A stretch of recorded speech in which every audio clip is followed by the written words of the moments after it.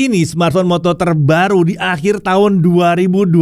Ini Moto G57 Power. Harganya terbilang cukup terjangkau, tapi kelengkapannya terbilang menarik untuk kelas harganya. Satunya ada kamera ultra wide. Ini masih jarang ya di kelas harga segini ya. Baterai ini juga besar, 7000 mAh. Dia punya stereo speaker, jack audio 3,5 mm, ada NFC, konektivitas juga udah 5G. SoC pakai Snapdragon 6S Gen 4, terbilang udah mantep untuk kelas harganya. Dan dia langsung pakai Android 16 nih. Fitur software juga melimpah khas Moto. Oke, langsung kita mulai bahas Moto G57 Power.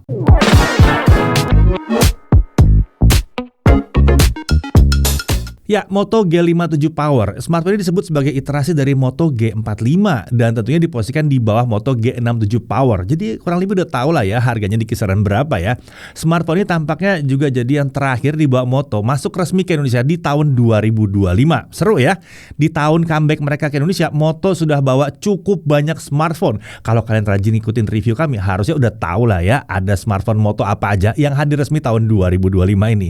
Semoga tahun 2026 nggak kalah seru dan nggak kalah banyak smartphone-nya. Oke, balik lagi ke Moto G57 Power. Kita mulai pembahasan smartphone ini dari isi paket penjualannya. Tentunya dalamnya ada unit smartphone-nya. Lalu ada chargernya. Ini charger 33 watt. Lalu ada kabel USB Type A to C. Ada case, ada SIM tray ejector, paket dokumen, dan juga ada bonus SIM card dari Axis. Sayangnya Moto tidak menyertakan screen protector di paket penjualan smartphone ini ya. Untungnya layarnya ini flat, jadi lumayan gampang lah nyari screen protectornya. Nah, untuk desain, ini yang kami suka dari Moto ya. Desain smartphone mereka tuh konsisten dan punya ciri yang khas. Moto G57 Power ini desainnya mirip, malah cenderung terlihat sama sih dengan G67 Power dan Moto G86 Power. Seperti ini ya desainnya ya. Layar dan bodi belakangnya flat, tapi untuk frame ini nggak bener-bener flat ya. Ada lengkungan tipis yang membuatnya tidak terasa serba flat-flat amat gitu ya. Bodi belakang ini juga pakai vegan leather, sementara untuk frame pakai polikarbonat. Opsi warnanya nih, Moto kembali menawarkan Pantone Curated Colors, yaitu Pantone Corsair, Pantone Regatta, dan untuk yang kami pakai untuk pengujian kali ini adalah Pantone Fluidity dengan warna Cyan. Untuk rating ketahanannya dia di IP64, yang berarti 6 itu artinya kedap debu dan 4 artinya tahan percikan air dari segala sisi. Jadi aman lah ya kalau cuma kehujanan-kehujanan doang ya. Smartphone ini juga disebut sudah mendapatkan Military Standard 810H Certified. Jadi bisa melewati 13 pengujian untuk standar ini, seperti suhu tinggi, suhu rendah, serta aman terbentur atau terjatuh. Jadi anggap aja ini lebih ke arah perlindungan ekstra untuk jaga-jaga ya. Jangan sengaja dibenturkan atau dijatuhkan, apalagi dicemplungin ke dalam air. Nah, untuk dimensi berdasarkan klaim dari Moto, tingginya 166,23 mm, lebar 76,5 mm, dan tebalnya di 7,99 mm. Bobotnya ada di kisaran 210 gram. Untuk sebuah smartphone dengan baterai 7000 mAh, bodi smartphone ini masih bisa dibilang relatif tipis ya. Sementara bobotnya memang nggak ringan-ringan amat, tapi nggak bisa dibilang berat. Ingat, baterainya gede banget. Oke, sekarang kita lihat ada apa aja di bodi smartphone ini. Di kanan ada tombol power sekaligus fingerprint scanner, ada tombol volume up and down juga. Lalu di atas ada mikrofon. Di kiri ada SIM tray. Ini untuk 2 nano SIM, tidak ada slot micro SD di sini. Di bawah ada audio jack 3,5 mm, ada mikrofon dan ada USB-C serta ada speaker. Sekilas smartphone ini seperti punya cuma single speaker, tapi Moto menyebutkan kalau dia punya stereo speaker.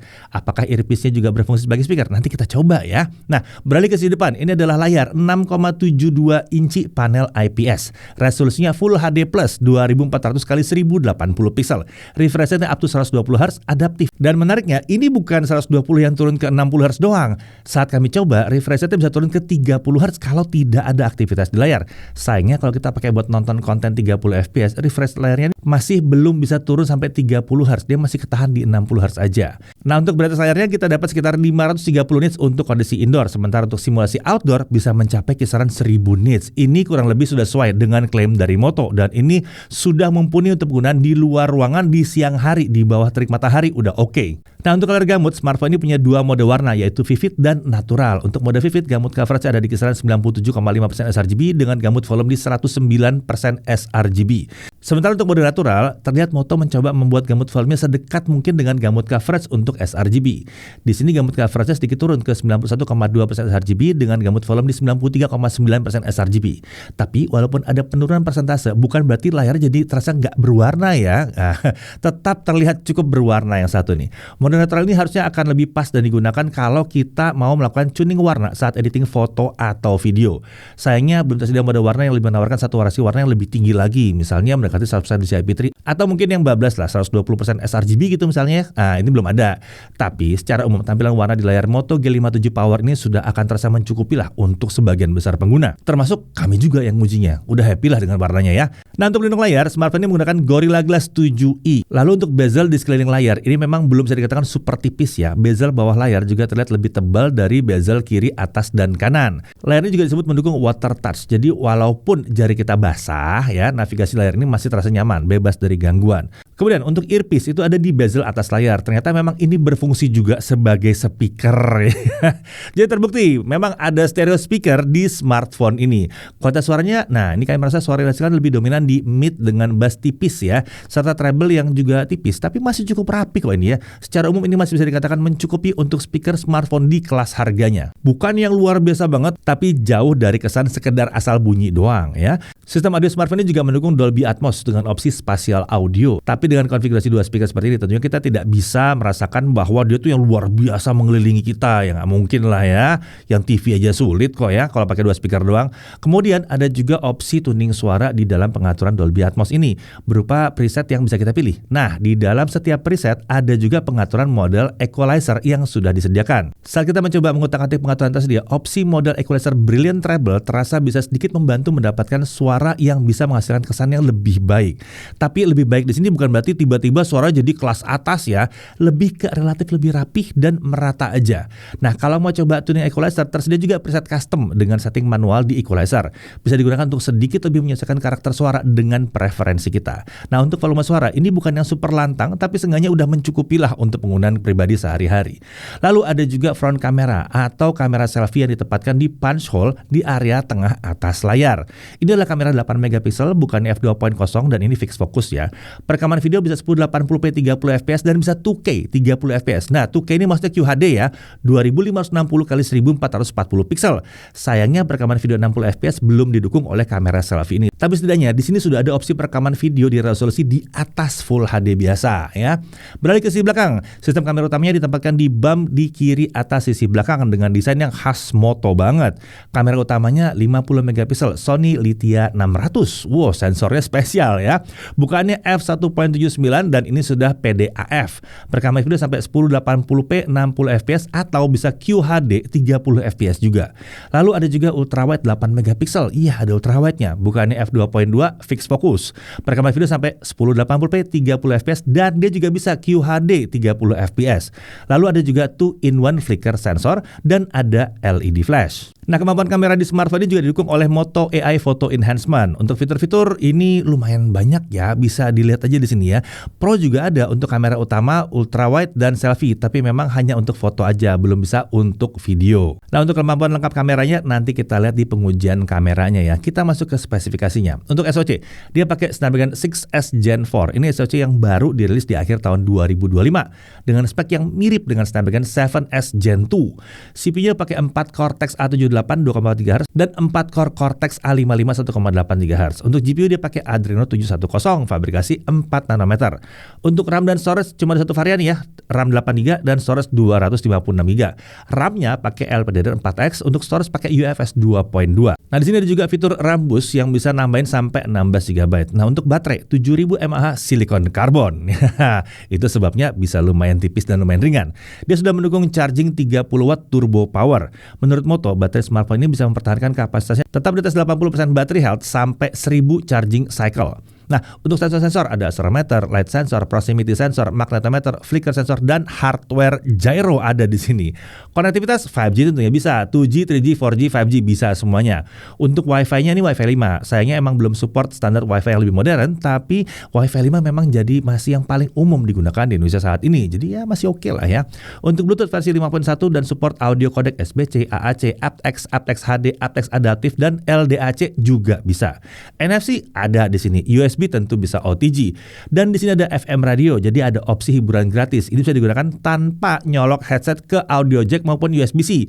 Tapi saat kami coba, kemampuan menangkap sinyalnya jadi memang agak terbatas ya kalau nggak pakai itu ya. Kalau memang mau pakai FM radio dengan baik dan benar, memang sebaiknya kita tetap pasang headset berkabel ke smartphone yang satu ini. Menariknya, di aplikasi FM radio ini ada opsi untuk output suara lewat speaker di smartphone, sekalipun headset lagi terpasang ke smartphone. Menarik nih. Lalu, untuk keamanan, dia punya fingerprint scanner dan face unlock. Untuk OS dia menggunakan basis Android 16. Ada janji 1 kali update versi Android, jadi dia naik ke Android 17 dengan 2 tahun security update. Untuk aplikasi pihak ketiga secara standar ada beberapa aplikasi yang sudah kepasang di OS ini, tapi ini nggak banyak dan bisa di-uninstall dengan mudah kalau tidak dibutuhkan. Kalau iklan, aman, ini bersih dari iklan ya. Nah, tampilan UI dari OS ini terasa sederhana, mirip dengan Android Vanilla alias versi standarnya Android. Secara umum, OS ini terasa nyaman saat digunakan dan relatif ringan. Ini membuat navigasi jadi rasanya mulus banget. Untuk Always On Display atau AOD, sayangnya belum tersedia di sini ya, tapi masih wajar mengingat ini memang bukan yang pakai layar AMOLED. Memang, Always On Display bukan tidak mungkin dijalankan di layar selain AMOLED, tapi berarti baterainya akan lebih boros ya harusnya ya. Nah, untuk fitur bawaan OS ada banyak banget. Ini khas Moto, ada Smart Connect yang bisa membantu menghubungkan smartphone ke PC yang kita gunakan. Kita bisa menggunakan smartphone lewat PC desktop kita dengan mode phone on PC atau mobile desktop. Lalu ada cross control yang membuat kita bisa menghubungkan mouse dan keyboard yang terhubung ke PC kita atau laptop kita juga bisa ya, bukan cuma PC desktop doang ya. Jadi kita bisa menghubungkan mouse ke PC kita untuk navigasi dan mengetik di smartphone juga. Kita juga bisa pakai mode webcam untuk menggunakan smartphone sebagai webcam untuk PC kita. Dan masih ada beberapa fitur menarik lagi dari Smart Connect ini yang tentunya bisa memudahkan aktivitas kita bersama smartphone dan komputer berbasis Windows kita. Lalu fitur lain, ada Moto Secure dengan berbagai fungsi pengamanan untuk smartphone, data di smartphone, serta aktivitas kita bersama smartphone. Ada juga Moto Unplug dalam Moto Secure ini yang bisa membantu membebaskan diri kita dari distraksi dengan mengatur aplikasi apa saja yang boleh digunakan di jam-jam tertentu. Misalnya di jam kerja, kita bisa dibatasi agar aplikasi streaming dan media sosial itu nggak bisa digunakan. Sementara di luar jam kerja, kita bisa batasi agar aplikasi terkait pekerjaan tidak bisa diakses. Berani nggak kayak gitu? Lanjut, untuk fitur AI, tersedia juga di sini fitur AI-nya ya. Ada fitur bawaan Google termasuk Gemini dan Circle to Search. Beberapa fitur AI di Google Photos juga tentunya tersedia di sini. Ada juga aplikasi AI seperti Perplexity dan Copilot yang hadir sebagai aplikasi bawaan OS. Oke, sekarang kita lihat hasil benchmarknya. Antutu 10 dapat 592 ribuan, Antutu 11 dapat 848 ribuan, Geekbench 6 single core 1019, lalu multicore di 2984. Trimax Slingshot Extreme OpenGL itu grafik skornya di 4564, sementara Trimax Wildlife Stress Test base score di 2924, lowest score di 2915. Jadi stability-nya tinggi di 99,7%. Untuk GFX Bench Manhattan 3.1 1080p offscreen dapat 49 fps. Sekarang kita lihat performa gamingnya. Untuk pengujian gaming kita pakai mode turbo yang bisa diaktifkan dari overlay yang bisa dibuka saat kita menjalankan game. Seperti ini ya caranya ya. Oke, kita coba Subway Surfer dulu. Saat refresh layar ada di mode adaptif, kami hanya mendapatkan frame rate maksimal 90 fps. Dan memang refresh rate layarnya ketahan di 90 Hz. Nah, saat kita coba atur ke manual refresh rate yang tinggi, game ini bisa jalan sampai 120 fps. Ini mulus lancar ya. Lalu Real Racing 3, sayangnya game ini cuma bisa berjalan sampai 60 fps, nggak bisa sampai 120 fps. Saat kita pakai mode refresh rate adaptif, refresh rate layar memang otomatis turun ke 60 Hz. Nah, kita coba atur refresh rate manual ke 120 Hz dan refresh rate layar memang tetap berjalan di 120 Hz saat Real Racing 3 dibuka. Tapi game ini entah kenapa tetap berjalan maksimal di 60 fps. Ya, nggak ada masalah, tetap mulus lancar juga kok. Untuk PUBG Mobile, frame rate terbuka sampai ekstrim alias 60 fps. Kita coba dengan setting smooth ekstrim, game berjalan mulus dekat sekali dengan 60 fps. Oke lah buat main game yang satu ini ya. Gyro aiming aman juga di sini, responsif dan akurat. Ini karena dia pakai hardware based gyro tentunya. Oke, untuk Mobile Legends ya. Nah, game ini setting frame rate tertingginya adalah super atau 90 fps. Kami coba mainkan game ini dengan kualitas grafis ultra mentok kanan. Hasilnya frame rate yang didapatkan terbilang relatif rata dekat dengan 90 fps. Kalau ada penurunan frame rate itu hanya kisaran 75 fps ke atas. Saat ada battle pun frame rate-nya masih bisa dipertahankan dengan cukup baik mendekati 90 fps. Mantap yang satu ini. Lanjut ke Wuthering Waves, kita atur setting kualitas grafis ke Ultra Performance 60 fps. Saat kami coba mainkan dengan skenario yang bisa kami gunakan, kami bisa mendapatkan frame rate di kisaran 30 sampai 50 fps. Sesekali masih bisa turun di bawah 30 fps juga sih. Stuttering juga masih sering terasa yang disebabkan karena frame time yang memang nggak begitu stabil. Tapi secara umum untuk main Wuthering Waves, smartphone ini masih terbilang mencukupi lah ya. Setelah setengah jam main, kita coba cek suhu bagian layar. Suhu tertinggi ada di kisaran 41 sampai 42 derajat Celcius di dekat kamera selfie-nya. Tapi suhu untuk area tengah dan bawah itu terbilang rendah di 36 derajat Celcius ke bawah bahkan. Sementara untuk di belakang, suhu tertinggi ada di area modul kamera dan bisa mendekati 44 derajat Celcius. Nah, kalau ini sudah agak terasa panas ya. Untungnya untuk area lain suhunya masih terjaga di bawah 37 derajat Celcius. Oke, Genshin Impact langsung aja settingnya highest 60. Secara standar visual efeknya ini diatur ke low ya di sini ya. Kamu bisa dapat frame rate di kisaran 35 sampai 45 fps. Cukup stabil di kisaran tersebut. Sesekali ada frame drop ke bawah 35 fps, tapi untungnya kebanyakan nggak nyampe di bawah 30 fps. Rata-rata yang kami dapatkan setelah 30 menit adalah di kisaran 41 fps. Jadi secara umum Genshin Impact bisa dimainkan dengan relatif lancar di setting kualitas tampilan tertinggi di smartphone ini. Nah, kalau suhunya bagaimana? Kami coba cek setelah setengah jam, titik terpanas di layar bisa mendekati 45 derajat Celcius di area tengah atas dekat kamera selfie. Untuk bagian tengah layar, suhunya di kisaran 39 derajat Celcius dan untuk bagian bawah sekitar 36 derajat Celcius. Lalu di bagian belakang, suhu tertinggi juga mencapai 45 derajat Celcius di area modul kamera. Sementara untuk bagian tengah dan bawah, suhunya tidak sampai terasa panas, masih di bawah 39 derajat Celcius. Sekarang kita coba dengan kipas pendingin ya. Frame rate yang didapatkan masih di kisaran yang sama, 35 sampai 45 fps. Ada sedikit peningkatan untuk rata-rata dalam 30 menit, yaitu naik ke 43 fps. Nah, kalau untuk ranking-rankingan dengan atau tanpa kipas, rankingnya adalah B. Oke, sekarang kita lanjut ke pengujian kameranya. Di tangan saya kali ini sudah ada Motorola G57. Jadi langsung aja kita lihat kemampuan kameranya seperti apa. Yang pertama-tama kita mau cari tahu adalah kemampuan mikrofonnya. Yang lagi kalian dengar sekarang adalah suara langsung dari mikrofon smartphone-nya. Saya nggak pakai mikrofon eksternal. Untuk video sehari-hari atau vlogging, hasilnya kurang lebih seperti ini. Gimana menurut kalian? Ngomongin mikrofon tuh selera banget ya. Sangat tergantung dengan selera kalian dan kalian denger pakai speaker apa juga. Cuman kalau ditanya pendapat saya pribadi, mikrofonnya ini udah cukup bagus kok. Paling nggak suara vokal saya jelas banget. Dan mikrofonnya sendiri udah ada 2 mikrofon yang di atas bawah. Jadi nggak cuma single mikrofon doang. Kalau kalian ngerasa pas pakai kamera depannya ini muka terlihat besar banget dan terlihat deket banget dengan kamera, itu karena sudut pandang kameranya memang yang sempit ya, bukan yang lebar. Ini tangan saya sudah lurus, tapi wajah masih terlihat dominan di frame-nya ini. Kalau memang kalian butuh lebih lebar, saran saya pakai bantuan seperti Toxis lah paling nggak. Untuk kamera depannya dari segi kualitas nggak ada masalah, detailnya bagus, skin tone juga cukup mendekati warna aslinya. Dynamic range ternyata lumayan oke ya. Untuk kelasnya biasanya kamera depannya ini bisa overexpose parah di bagian terangnya. Tapi ini cukup bisa disimbangkan. Nice. Stabilizernya oke, videonya sangat rapi saat dibawa jalan seperti ini. Kalau ada yang penasaran, 2K-nya gimana bang? Ini kita coba sih 2K-nya dan bisa saya bilang, 2K-nya itu nggak jauh beda sih. Ini lebih terasa seperti upscaling aja. Untuk kamera utamanya seperti ini, dari segi detail sih mantep ya. Sayangnya dari segi warna, menurut kami masih oversaturated. Warnanya tuh terlalu gonjreng, dan skin tone jadi terlalu orange. Dynamic range-nya lumayan oke, bukan yang paling luar biasa. Area terang masih bisa overexpose sedikit, tapi overall masih saya anggap lumayan oke. Stabilizernya aman, kita coba di 1080p 30 fps, videonya bisa stabil. Kita juga sudah coba di 1080p 60 fps dan videonya bisa stabil juga. Untuk kamera ultrawide-nya seperti ini, belum bisa ngarep banyak sih soal detail ya. Masih wajar mengingat sensor yang dipakai juga beda kelas dibanding kamera utamanya. Dynamic range masih belum oke, area terang masih terlihat overexpose. Ini membuat ada informasi yang kurang tertangkap aja, terutama di area terangnya. Dari segi stabilizer, untungnya aman, videonya pun terlihat rapi. Untuk pindah-pindah kamera saat merekam video, bisa dilakukan dengan syarat hanya bisa di 30 fps saja. Dan sayangnya belum ada transisi animasinya nih, jadi perpindahan kameranya terasa patah-patah. Sekarang kita ke kondisi low light. Untuk kamera depannya, di low light masih lumayan bisa digunakan lah ya.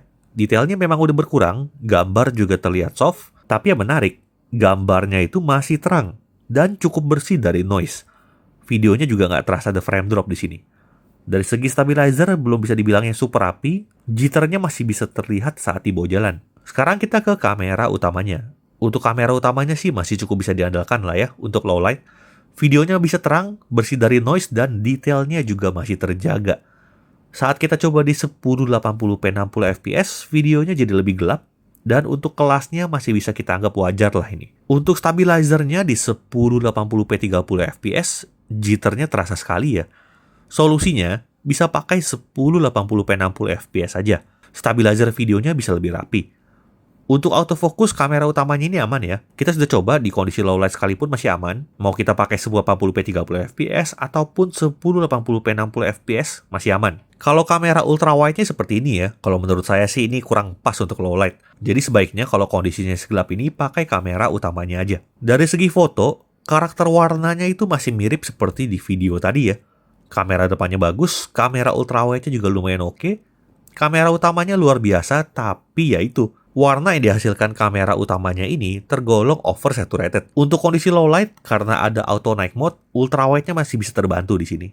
Overall, pengalaman foto di kameranya ini cukup bagus. Tinggal tuning warna kamera utamanya aja nih yang menurut saya perlu dituning lebih baik lagi oleh Motorola. Untuk fitur ekstranya kita cobain beberapa. Yang pertama itu ada slow motion.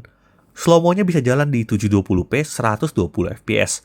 Untuk saat ini, resolusi dan frame rate-nya tidak bisa diatur ya. Dari segi kualitas videonya sendiri, ya standar aja lah. Lalu ada fitur mode Pro di sini.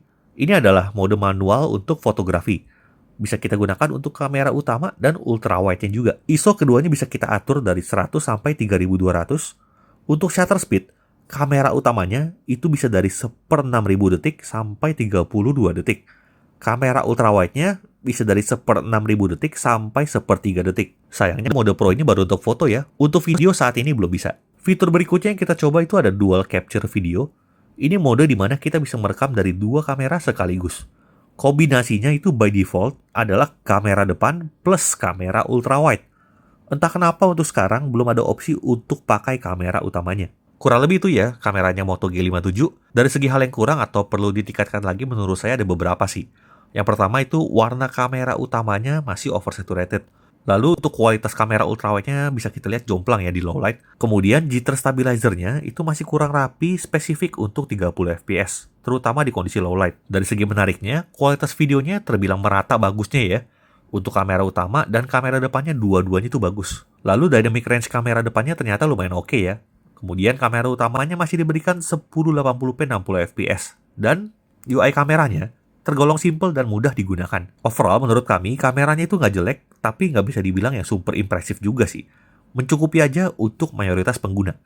Sekian pengujian kameranya Moto G57, sekarang kita lanjut lagi ke pembahasan berikutnya. Oke, sekarang kita lanjut tes daya tahan baterainya dengan YouTube Offline Video Playback 1080p. Baterai baru habis setelah 28 jam 18 menit. Ini sudah cukup lama, tapi sayangnya untuk 7000 mAh ini bukan hasil yang terbilang luar biasa.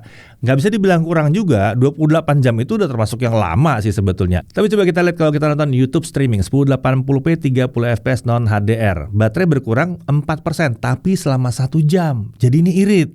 TikTokan selama 1 jam baterai turun di 7% ya. Biasanya setengah jam 4%. Ini 1 jam 7%. Jadi lebih irit dari yang normal ya. Lalu Genshin Impact HS60 baterai turun 11% selama setengah jam. Lagi-lagi ini udah lumayan oke. Nah, untuk charging, untuk mencapai 50% butuh waktu 35 menit. Sementara dari kosong sampai penuh butuh waktu 1 jam 29 menit. Memang nggak bisa dibilang yang kencang banget. Tapi ingat ini chargernya 30 watt dan baterainya 7000 mAh. Sebetulnya ini di luar harapan kami. Ini ada jauh di atas harapan kami sebetulnya ya. 30 watt 7000 mAh harusnya 2 jam, tapi ini cuma 1 jam setengah. Oke, lanjut lagi. Untuk Netflix dia bisa wideband L1 dan streaming bisa sampai resolusi Full HD. Untuk YouTube streaming sampai 1440p 60 fps tanpa HDR. Untuk haptic feedback, getarannya terasa cukup kuat dan getarannya tidak terasa terlalu kasar. Tapi ini memang bukan feedback yang terasa premium amat. Walaupun menurut kami ini masih sesuai lah untuk kelas harganya. Oke, untuk harganya di awal penjualan smartphone ini dipasarkan dengan harga special launching di 2.999.000 untuk tanggal 12 Desember. Setelah itu Moto menyebutkan kalau Moto G57 Power ini harganya akan kembali ke harga normal di kisaran 3.299.000.